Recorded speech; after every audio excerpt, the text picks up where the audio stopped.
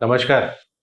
Kangana runout के जी बिना BJP को मज़ा नहीं आता और उनके रनआउट हुए बिना हमें मज़ा नहीं आता।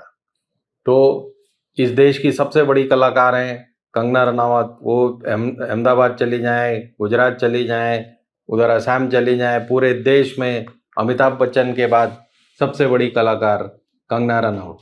दावे से कह सकती हूँ, अगर अमिताभ बच्चन जी के बाद आज किसी को इंडस्ट्री में मिलता है तो वो मुझे मिलता है। अब कंगना रनआउट जो भी बोलती हैं वो पत्थर की लकीर होता है।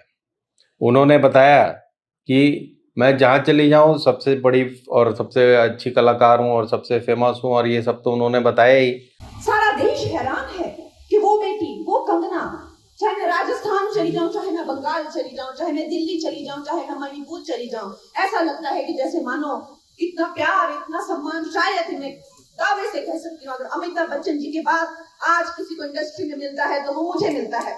साथ साथ उन्होंने ये भी बताया कि अपने साथ जितने भी काम करते हैं कलाकार, उनकी किसी की जात का उन्हें पता नहीं है। हम पता ही नहीं कौन सा एक्टर की क्या जात है। अब ये अलग बात है कि उन्हें अपनी जात का बहुत अच्छे से पता है कि वो बब्बर शेर राजपूतनी है और राजपूत ये उन कास्ट है उनकी, और ये सब उनको पता है। मजे की बात यह है कि उन्हें सुशांत सिंह राजपूत का भी पता था, ये राजपूत है, लेकिन अभी वो बता रही कि मुझे कुछ पता नहीं होता है, ये सब कोई पता नहीं, कुछ पता नहीं, इन सब चीज़ों में मेरा कोई इंटरेस्ट नहीं है। जबकि उन्होंने खुद बताया ट्विटर पे सब दुनिया को कि उनकी माँ चाहती थी कि वो सुशांत सिंह राजपूत से नज़दीकियां बढ़ाएं। अब कंगना जी का कहना है कि चाहे जितना भी बड़ा कलाकार हो, कितनी भी बड़ी हीरोइन हो, उसे या तो डायरेक्टर या हीरो के साथ सोना पड़ता है। अगर आप बहुत सक्सेसफुल हीरोइन भी हैं, तब भी अगर आपको फिल्म चाहिए तो आपको खुश करना पड़ेगा, या तो डायरेक्टर को या तो हीरो को। अब ये उन्होंने कोई मलयालम फिल्म करी कि नहीं करी पता नहीं। ये अम्मा वालों में जो मलयालम एसोसिएशन है और जो अभी वहाँ पे जो मी टू कांड चल रहा है, उसमें इन्हें जाकर गवाही देनी चाहिए। उन्हें बताना चाहिए कि ऐसा क्यों होता है, कैसे कैसे होता है और कब कब हुआ है।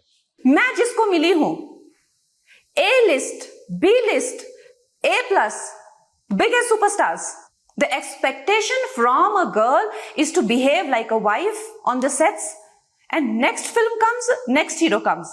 कंगना जी को ये सब चीज़ें बहुत अच्छे से पता है कि सिख लोग कैसे होते हैं, और जब वो जमुना पार वहाँ बॉर्डर पे थे, सिंधु बॉर्डर पे, तो किस तरह वहाँ लाशें टंगी हुई थी और रोज रेप हो रहे थे।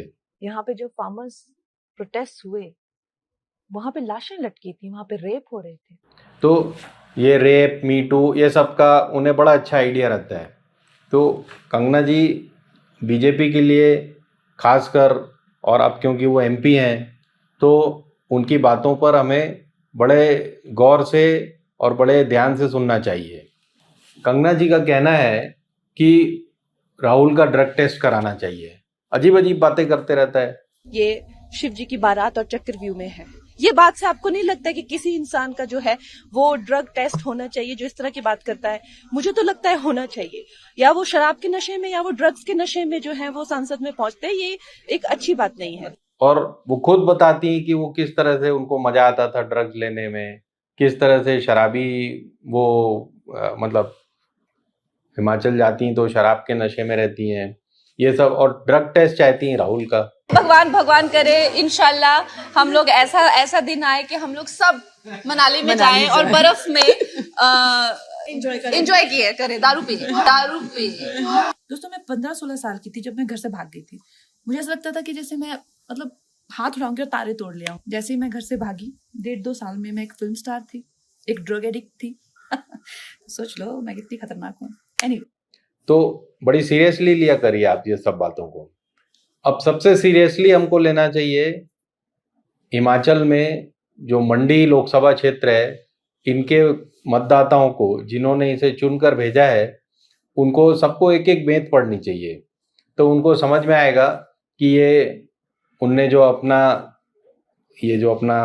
एमपी चुनकर भेजा है, ये आगे आने वाले 5 सालों के लिए उनके लिए क्या क्या करने वाले हैं और क्या क्या मुसीबत खड़ी करने वाले हैं। भाजपा ने तो कन्नी काट ली ऑलरेडी। वो बता रही थी कि 2014 में आज़ादी मिली है, अभी उन्हें चुप रहने की सलाह दे दी गई है और उन्हें बता दिया गया, एमपी हैं वो इसी पार्टी से, लेकिन वो इनके कुछ भी कहे से हमारा कोई संबंध नहीं है, ऐसा भाजपा का कहना है। तो उनकी आज़ादी 10 वर्ष में ही खत्म हो चुकी है। अब देखते हैं आगे वो क्या क्या गोल खिलाती हैं। इमरजेंसी उनकी आने से पहले ही पिट गई। सिख लोग उसके खिलाफ वैसे ही आंदोलन कर रहे हैं।